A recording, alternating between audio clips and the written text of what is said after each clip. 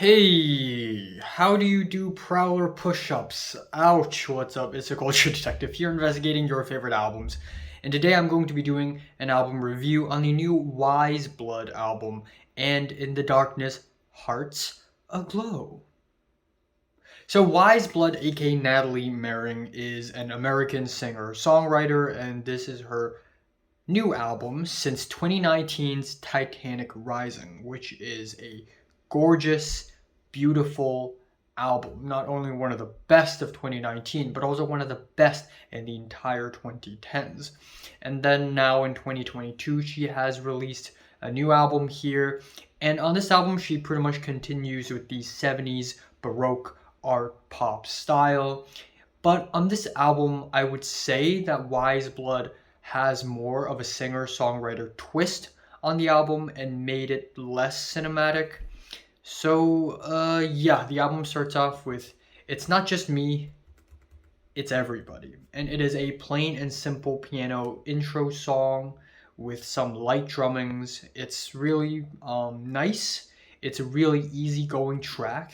It doesn't try anything fancy, so it's nowhere near as cinematic as the album opener of Titanic Rising, which I actually prefer, but it is still pretty solid in and of itself. I also like the lyrics about how everyone is actually just the same, and it's not just me feeling this burden, maybe post-COVID, post-pandemic sort of burden, or maybe it's not even about the pandemic, it's just about uh, people's burdens in this new age in the 2020s, and it's just not herself, it's everybody who's experiencing this burden.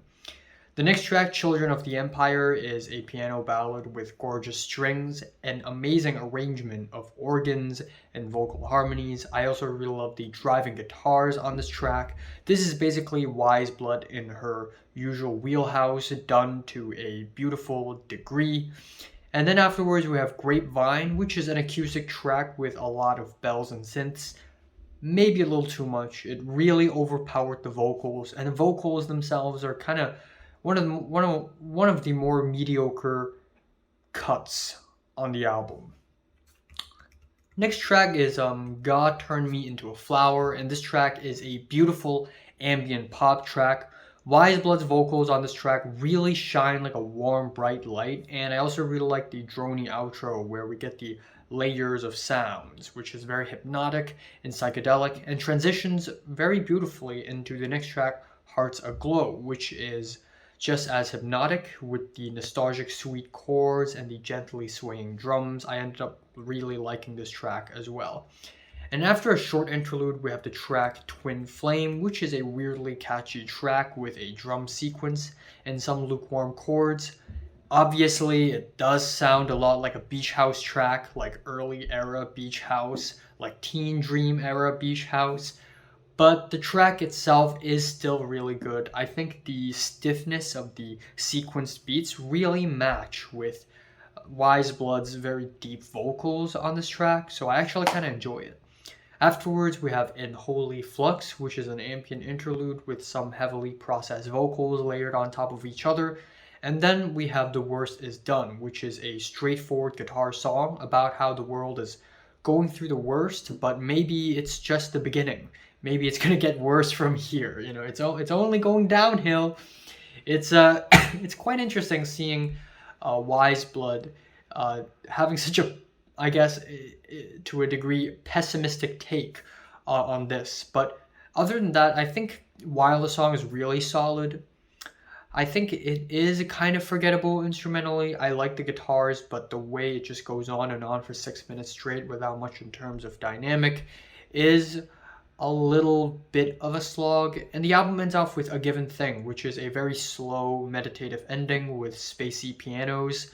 The meditativeness of the track feels unearned because the previous tracks are already kind of slow and spacey. So to add another slow and spacey track, even slower and even spacier, just really bogs down the momentum of the album. So yeah, it doesn't end off really great in my opinion, and there are a couple of moments here and there that just feel a little bland, definitely nowhere near as beautiful and as dreamy as Titanic Rising. But still a really solid singer-songwriter album with great production, great vocals, and yeah, I think it's decent. Yeah. I'm giving the new Weyes Blood album and In the Darkness Hearts Aglow a strong 7 out of 10. So I've listened to the new Weyes Blood album from 1 to 10 numbers. Just rate it, like, and subscribe. You want more, and thanks for watching. I will be reviewing the new Richard Dawson and the new Young Blood album very soon. And then Nas, MGMT, and then maybe Lucky. And then that's it for November. And then I have no idea what I'm going to do for December because I don't have a lot of time to review anything in December. So there's that.